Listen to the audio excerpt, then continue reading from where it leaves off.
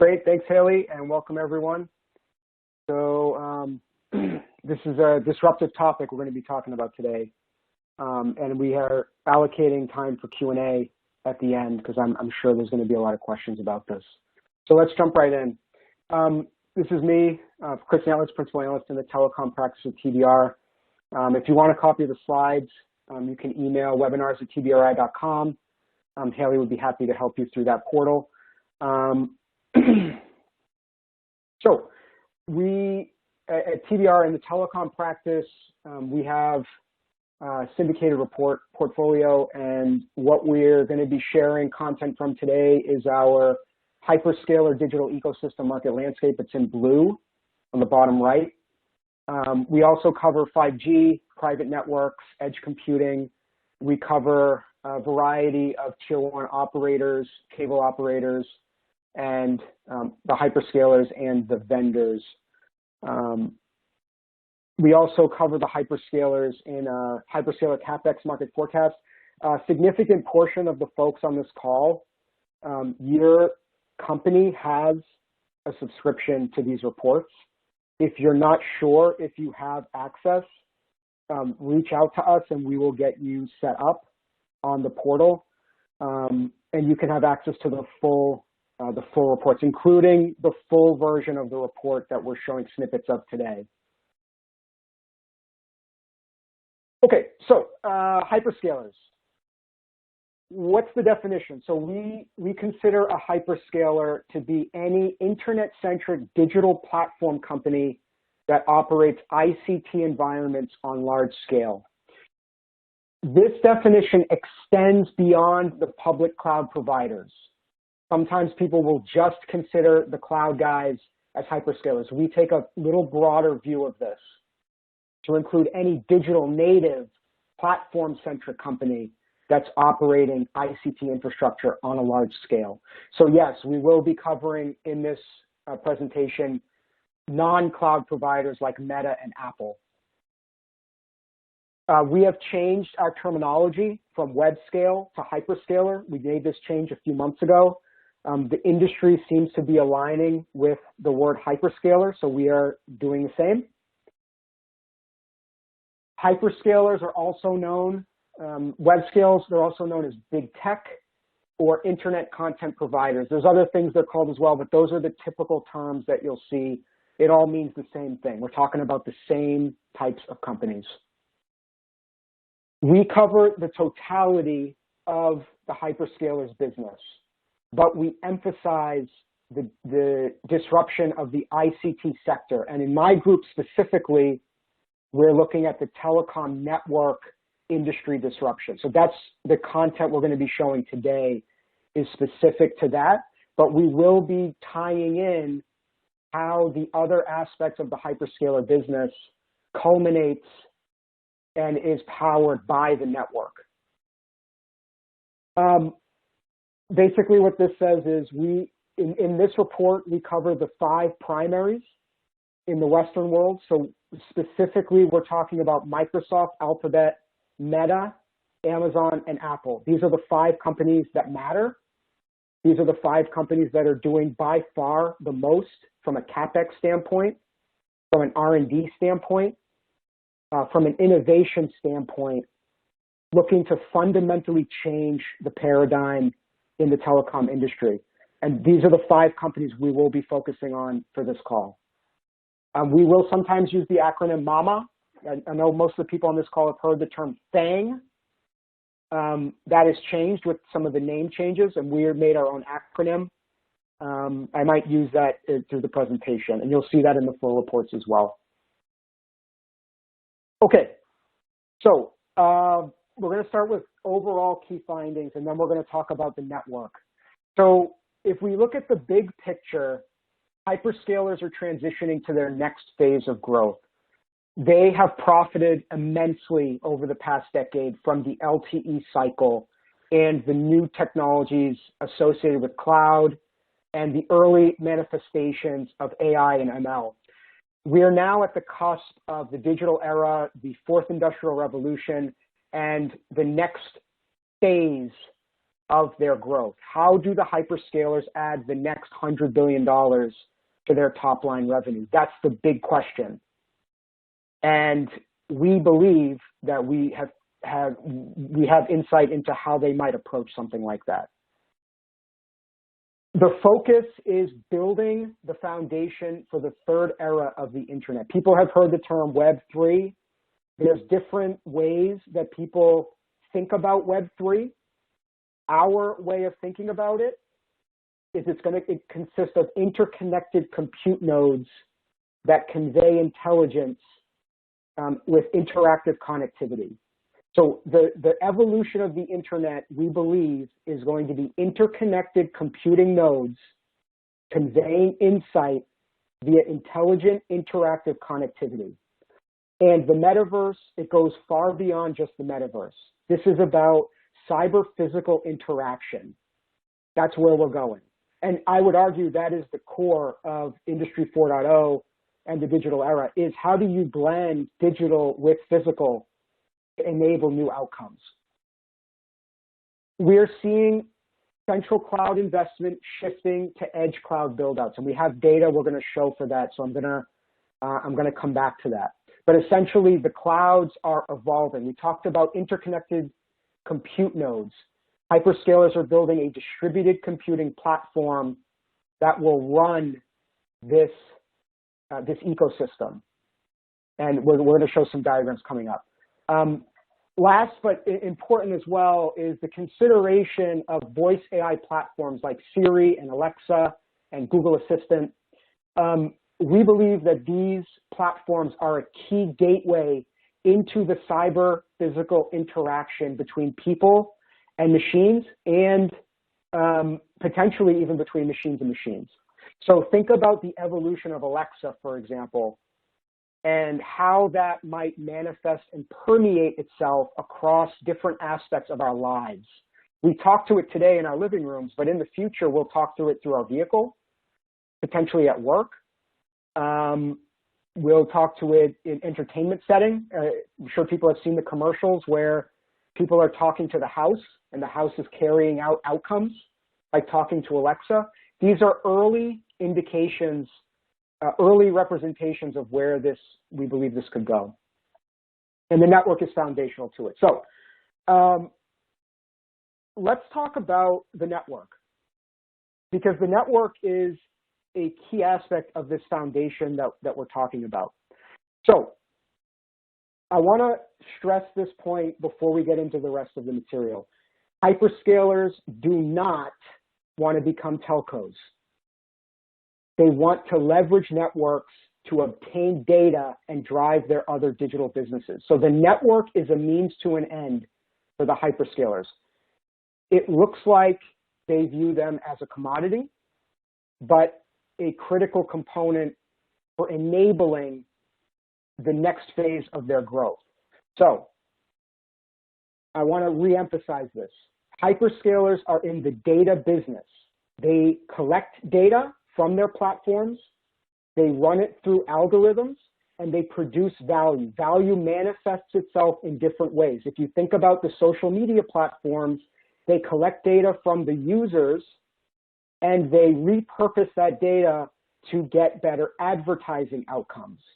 What we're saying is that that type of a concept is going to be broadly applied across industries. And the network, providing the network, is a means to that end. Hyperscalers already own and operate the largest networks in the world. We're going to show some charts that we obtained from their websites to prove this point. They have vast networks. The reason I think people don't consider it is because they don't see them in the access layer. But if you pull back the layers and you look at the CDN, if you look at the long haul and mid haul transport, if you look at the cloud and the regional and metro clouds that they're building, and the mobile core now that they're working on, Microsoft affirms being the best example of that, putting those pieces together, they have the largest networks in the world. We're going to show some diagrams coming up. hyperscaler networks are going to look very different from traditional networks. I have a diagram also coming up where we're going to look at the new architecture.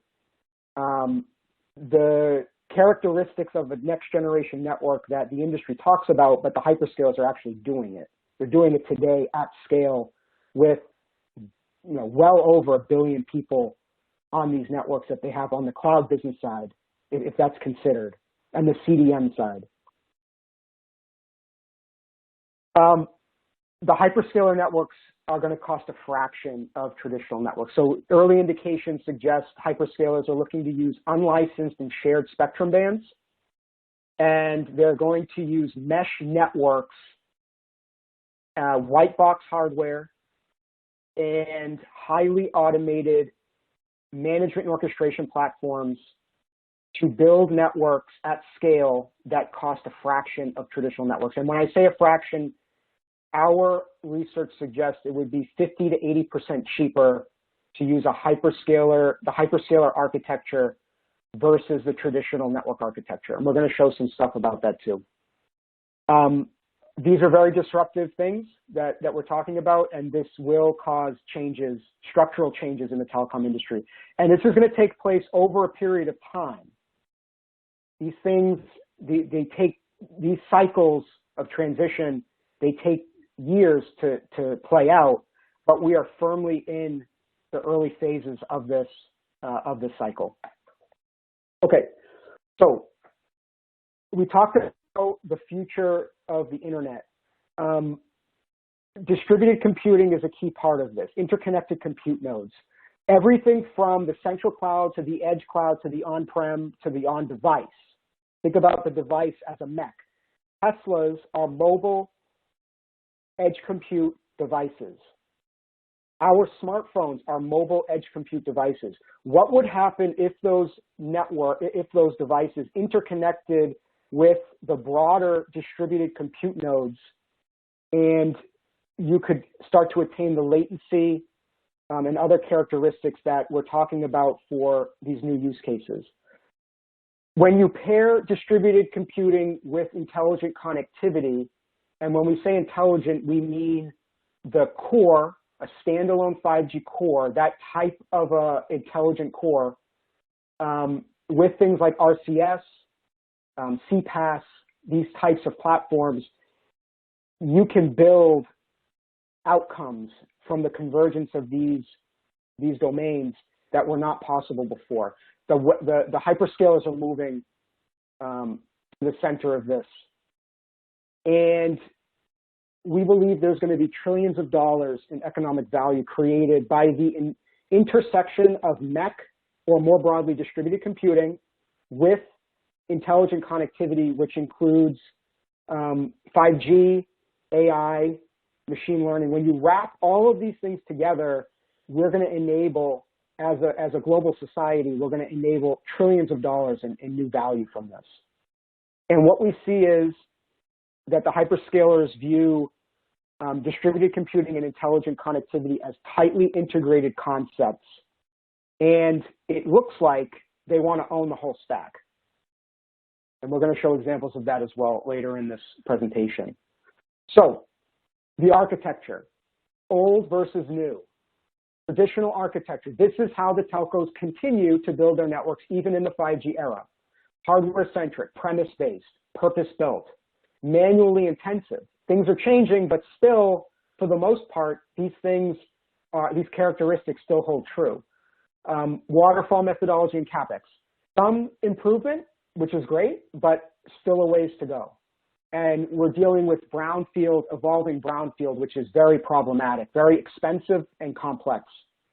The new architecture is a fully cloud-native, software-centric, container and microservices-based, fully virtualized, automated platform that is leveraging AI, machine learning, analytics in real time with algorithms, and using operational models with agile CI/CD and DevOps, really DevSecOps. And that network is more OpEx driven, more OpEx emphasized, let's put it that way. This new architecture is how the hyperscalers are building their networks from day one. This is how they're doing it from day one. If you look at Microsoft, what they're doing with the firmed and Metaswitch, this is exactly what they're doing. And also their clouds, the cloud technology stack that they use, already embodies all of the characteristics of the new architecture. So all they're really doing is taking those best practices and applying it now to the network domain, and then interconnecting those two domains together, as we showed on the Venn diagram on the prior slide. So domains of the network. Everything is getting reimagined, from the core to the device to the transport layer and everything in between. What the hyperscalers already own is the backbone, the central cloud, and aspects of the core network. And they also have the long-haul transport. They have the most capacity in the world for long-haul transport, far eclipses what the telcos have collectively. The hyperscalers have been deploying submarine and terrestrial long-haul cables for over a decade now, and they have the most global capacity now. The edge and the access layer is where they're focusing on now. The devices they already have. Think about iOS. There's over a billion, well over a billion iOS devices in the world today. Well over. If you consider Apple Watch and the other devices that Apple has, they have over 2 billion endpoints. Now, if you consider that as we evolve as a industry, that compute in devices and closer to the edge can execute low latency workloads, those devices will interconnect with the broader network in different ways than they have traditionally. Much more intelligent, symbiotic relationship between device and the network, the network edge. We're going to show slides now for for most of these categories, and we're going to just give a glimmer of what types of disruption we're seeing. We absolutely will not have enough time to go in depth in any of these, but the full reports are available to some folks on this call. I would recommend taking a look at those where we provide significant more detail for each of these domains. So what we see is that the hyperscalers want to own everything from the edge back in the network. On the access side, they're using different models, and we're going to talk about that. And on the device side, they already own, they have billions of device people already in their install bases. So they've already blanketed vast portions of the global population with their endpoint devices. Now it's about bridging the other aspects of the network into this interconnected compute system. Okay, so we're going to start with the core network.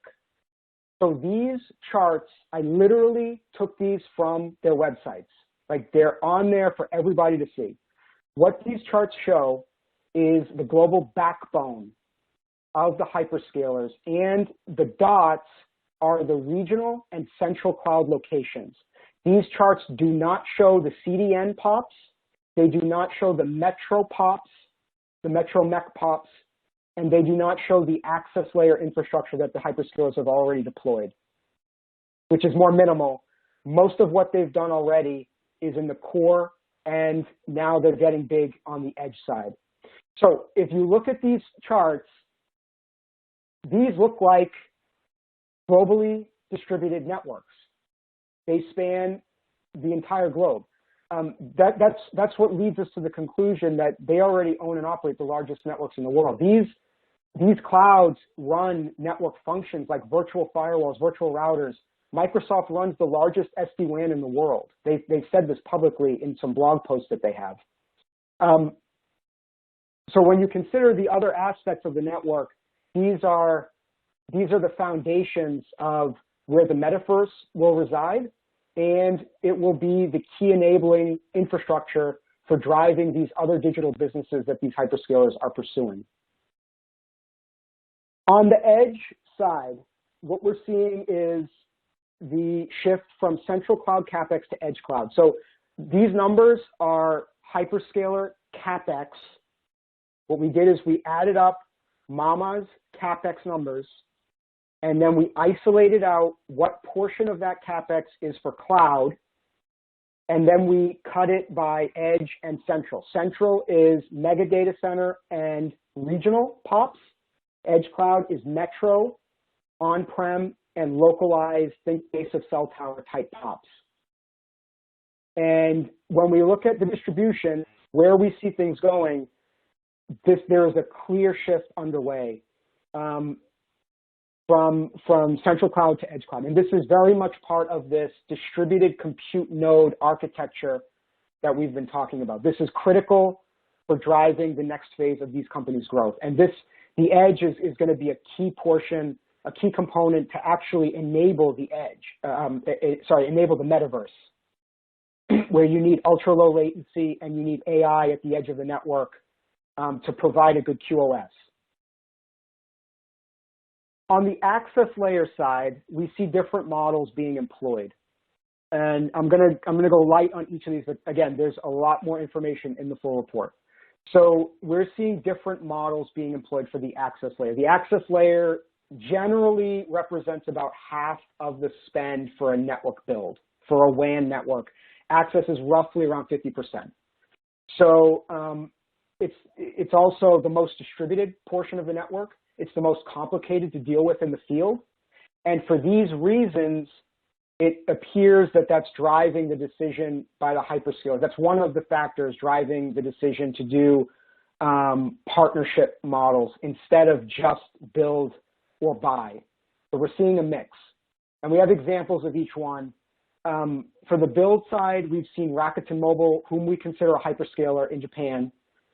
They've built a next generation network in Japan using this architecture. Project Kuiper is Amazon's LEO satellite network. They're still working on it. They've had some delays, but it's going to rival Starlink when it's operational. That is, Amazon owns that network. That is an access network that Amazon owns. We're also seeing them buying assets. So Dense Air was bought by Sidewalk Infrastructure Partners in December of last year, which is a subsidiary of Alphabet. So technically Google owns them now. Altiostar was bought by Rakuten, Affirmed and Metaswitch by Microsoft. So they're buying assets that they need to drive these initiatives forward. They're taking equity stakes. And we've seen Alphabet take equity stakes in cable companies. And we've seen Meta and Alphabet deal with Indian operators, Bharti and Reliance Jio, at taking equity stakes, and even in some cases doing direct infrastructure deployment for the telecom, such as the most recent deal between Alphabet and Bharti, which was announced a few months ago. On the partnership side, we see different models where the hyperscaler is stimulating the ecosystem. They are providing white box designs for commoditized hardware at the access layer, and they're exposing innovations in the software stack and will be in silicon, where they are dropping the cost of access points. It's gonna cost a fraction of what networks cost today by the approaches that they're taking and the innovations that they're employing into those technologies. And some examples of that are Microsoft Airband. There's Meta's Telegraph. Telegraph, I mean, there's already a vibrant ecosystem of partners that they work with, local ISPs in Africa, in India, in the States, that are already running commercial traffic over those access points. So this is not slideware. This is stuff that's actually in the field, deployed and running traffic. And then there's the Telecom Infra Project and the OCP, and then Meta Connectivity Initiative. So Meta is driving a lot of this open sourcing of technology innovation for networking. And their hope is that they can help telcos defray and non-telcos defray the cost of connectivity, where they can leverage those pipes as others build the infrastructure out. So there's different models that are being employed, this being the partnership aspect. Then we see situations where the telco is partnering with the hyperscaler, like AT&T is doing with Microsoft, where Microsoft gets benefits by tapping into AT&T's pipes, unique benefits. because they are deeply embedded now in the core. And I would suspect in the future, as AT&T deploys Open Virtual RAN, I would have to imagine that there's going to be a significant connection with Microsoft there to actually host virtual radio functions in a distributed computing architecture, and to do that at scale in a faster time frame. So we'll see evolutions of those models, but that's another example where hyperscalers partnering to get the access layer addressed. So on the access network, I wanted to deep dive a bit in satellites. All of the hyperscalers have satellite initiatives, all of them. Alphabet and Microsoft are both have strategic partnerships with Starlink, and those are highly strategic multi-year deals that I believe are going to be foundational for this new architecture that they're deploying. Apple there has been speculation that they were talking to Globalstar.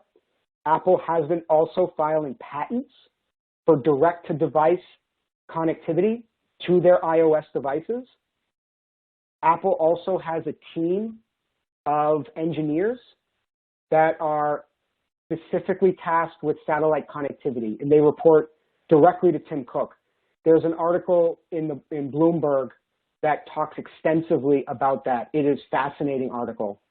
That article published a year or two ago, so they've been working on this for some time now.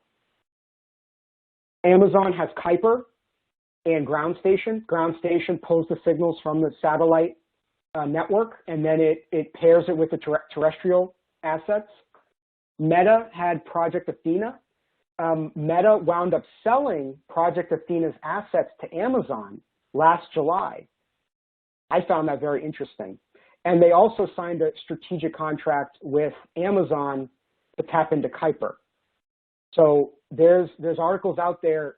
It is really interesting, that tie-up.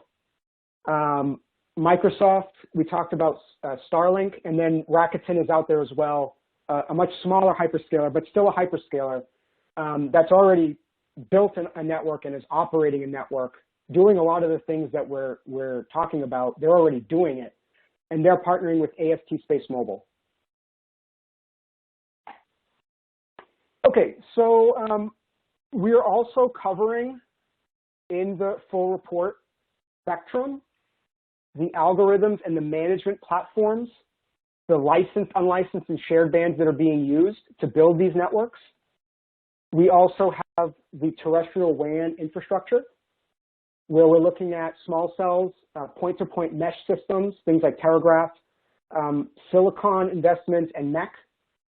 We're also looking at terrestrial LAN, where the hyperscalers are investing in Wi-Fi mesh access points for in-home connectivity. Think about things like Apple HomeKit. Think about Amazon Eero, E-E-R-O, which is a company they bought a few years ago for in-home Wi-Fi mesh. We're also covering the radio technology side more on the WAN side, but it does implicate LAN as well.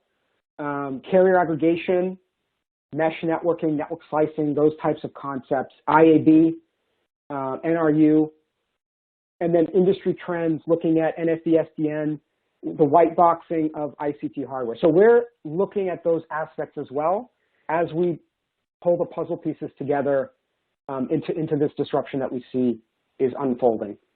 Bringing these aspects together is going to enable hyperscalers to build dense, low-cost, ubiquitous, and intelligent networks. And then I also want to make a point here that we have a separate hyperscaler report, the Capex market forecast, where we are looking at, that's where the data came from for the central versus edge cloud investment. We also have significant information in there around the network infrastructure Capex, things like the transport that they're investing in, the access investments, mobile core, those types of things we have. We're covering that in that report as well.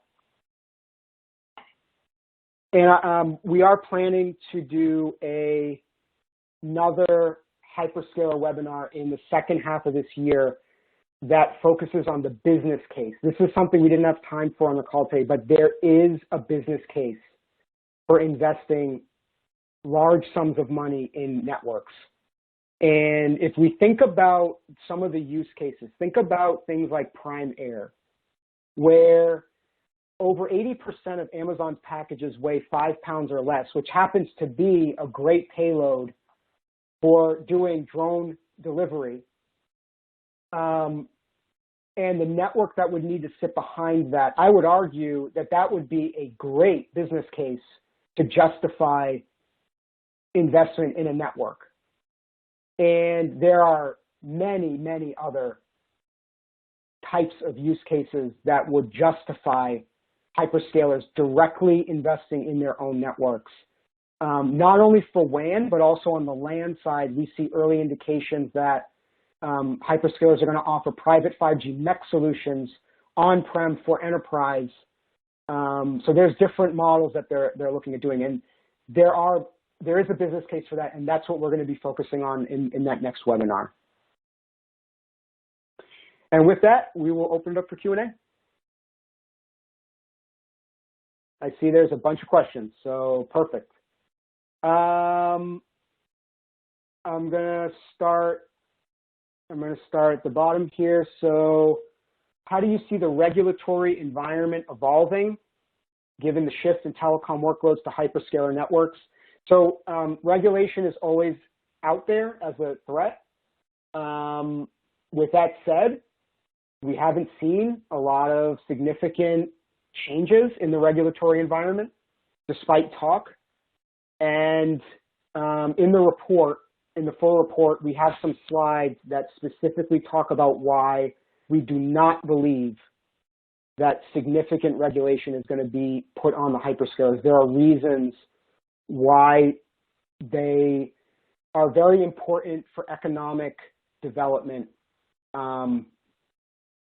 I would point you to that slide, and the person asking that question has access to the full report. Next question is, do you think AWS will acquire telco assets that follow the new architecture like Affirmed or Metaswitch acquired by Microsoft? So it is very possible. I would say it's probable. On the network side, it looks like Microsoft is the furthest ahead at this point in time. Google and Amazon are going to need to catch up with what Microsoft is doing. And in order for them to do that, they would have to acquire their way to catch up. And I'm specifically talking about the network aspect and driving things like enterprise customer transformation, things like that. They would need to explore that as a potential. So I would not be surprised if we saw some M&A there. And there is a vibrant ecosystem of smaller companies that could be acquired on the mobile core side, on the RAN side, and other domains as well. Next question. Okay, so I see some questions about getting the slides and the replay, and yes, all that will be available. Okay, here's the other questions. The next question is, can you talk more about hyperscalers building out or partnering with network operators outside of the US? Are they doing it themselves or with incumbent carriers? So in most cases, what we see today is they are partnering with incumbents, but we do expect that to change over time. There is going to be more emphasis on alternative models. I found it very interesting that some people from Facebook, a few weeks ago, they made some public comments about networks as they're currently built today are not able to support the use cases that Meta intends to use it for, so AKA the metaverse. And this was their VP of connectivity saying this. So if they're thinking that the telcos would need to make dramatic changes to support these types of things, that would imply that the hyperscalers are going to need to hedge their bets. And based on what we see, we do see them hedging their bets on partnering with the incumbents, but also building alternative networks where they can take some more control over their destiny and meet the timelines that they're looking to meet. The next question is, I want to come back to that last question, actually. One more thing on that. The partnerships with the telcos are, in most cases, implicate the access layer. The hyperscalers are bringing the rest to the table. So the way I see it is they're using the access layers of other entities to accelerate their transition into these newer areas. So I would make that a point of follow the value in the value chain, and that will dictate, I think, where the investments are going to be made and who's going to own what. The next question is, how do you see MAMA's investments in private 5G networks? So they're doing it. Microsoft has it. They have a deal with Inventec in Taiwan. I don't know if you guys saw that. They did that deal a couple of years ago. It's a private manufacturing. It's an on-prem 5G MEC solution, and they're using it for multiple use cases. Microsoft is the lead for that deal. There's no telco in that value chain, none, not even for the spectrum. And that would be, I think, a textbook example of how these guys are doing private 5G. Now, Amazon has private 5G MEC. They're using CBRS for that. I believe that they're going to greatly expand the scope of that over time to other spectrum bands and broader countries where it's offered. So that's, I would say it's in process. Again, Microsoft seems to be ahead of Google and Amazon in that domain. The next question is, do the hyperscalers actually own the majority of their networks, or are they mostly contracting with traditional network providers? So this is a key question. What are we talking about here? So if we're talking about the servers, the actual microelectronics, yes, in most cases they are owning that. If we're talking about the real estate where the technology resides, in most cases they do not own that, especially when we get out to the edge. That's companies like Digital Realty, Equinix, and most likely that's going to extend to the tower companies as well. So it really depends on what we're talking about. They own the microelectronics in most cases. That's the most important thing. Where that stack is residing and the ownership model of that could vary quite a bit. And then, of course, on the access layer, there's a lot of partnership we see. But if you look at the MEC and back in the network, so let me go back to that chart. So if we look at the MEC, so from the edge back to the core network and the transport that's provided from in those domains, in most cases we see ownership. We do see equity as well, equity stake. So if they do a submarine cable, they might have like a third stake in it or something, but they control, I mean, that is some form of control, right? They did pay for the pipe. They do technically own a portion of the pipe. So we would consider that ownership. And then the things from the access layer, we're seeing build, buy, and partner for that domain. And that really is a mix. Okay, the next question is, as MAMA continues to partner and grow organically, what is the role of telco? Would MAMA become a threat to telco's existence in the hyperscaler space? So that's definitely on the table as a threat. That is absolutely on the table. And I would argue that history proves this point. What happened in the LTE cycle? The telcos built all the infrastructure, the hyperscalers got all the value by going over the top. Now, that threatened the opportunity for telcos to monetize that infrastructure. Now, for the new stuff, the edge and the private networks and all these new things that get talked about, CV to X and those types of use case domains, we think that's going to go to the hyperscalers. Like they're setting themselves up to win. And they've already got the ecosystem, the platforms, and the marketplaces to do the business in those areas. So absolutely a threat.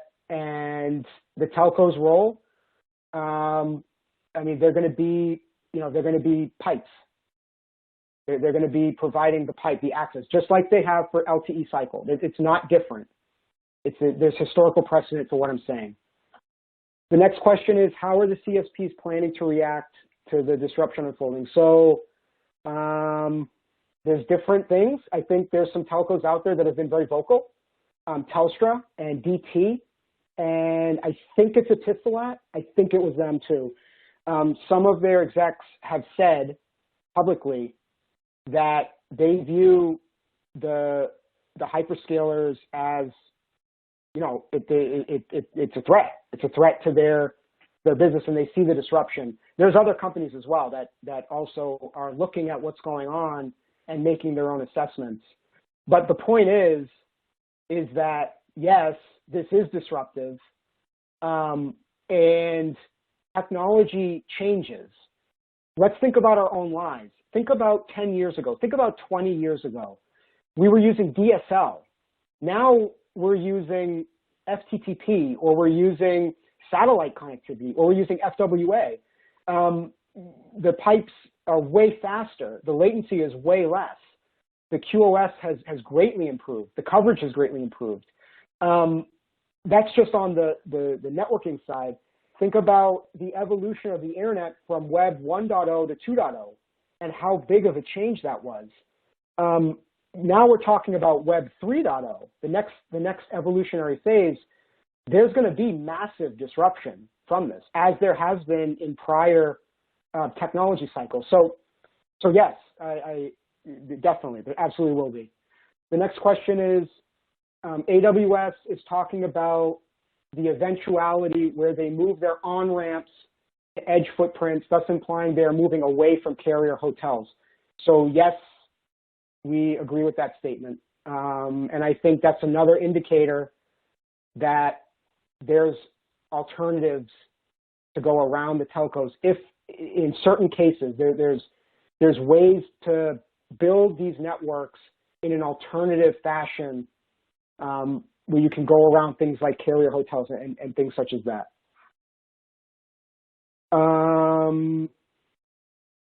Next question is, do you believe hyperscalers will provide connectivity for free to end users? Yes, we do. And there's already historical precedent for this.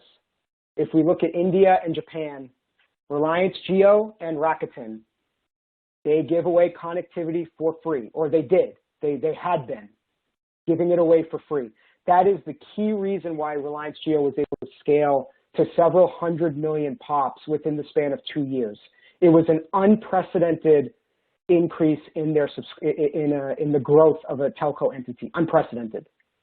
And they gave it away for free. Now they do monetize some aspects of the access, but what is more interesting is that Reliance Jio and Rakuten are looking to monetize the data that comes from the endpoints and run that through their digital businesses. Think about things like delivery, grocery delivery, or fintech, or telehealth, and how they've put themselves in the center of that value chain. These are things that the hyperscalers are absolutely looking at doing as well. Especially if we think about the metaverse. Let's just think about the metaverse conceptually. What's it going to take for latency and bandwidth to be fully immersed in a virtual world where you don't get sick from the lag, right? You can't get queasy from the lag. That's an issue today. Now, that's going to take a different type of network. And this is what Facebook was alluding to in their comments a few weeks ago. The connectivity, charging for data buckets is not conducive to those new use cases. There's too much bandwidth. The cost per bit needs to take a big step lower, faster than it has been dropping, and the network needs to become intelligent. So just conceptually, it's reasonable to assume that the price of connectivity will need to come down, and the monetization of connectivity will need to evolve to different sources of value. And the next question is, hyperscalers are looking at the much larger Web 3.0 picture. So we see telcos as a means to an end to utilize them to move data to, it's a long question. Just bear with me a sec.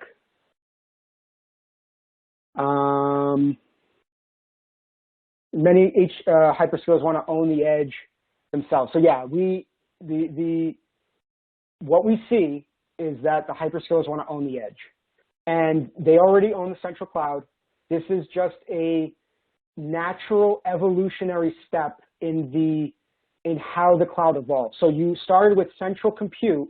Now we're going to highly distributed compute, and then we're going to jump to intelligent compute, where you have AI being processed in real time at the edge of the network. The edge could be at the base of a tower.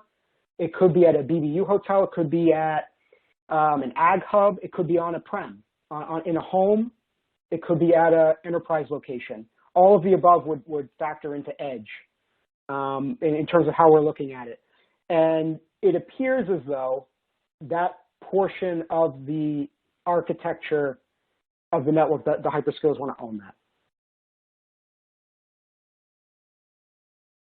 Okay, we got 10 minutes left. If there's any more questions.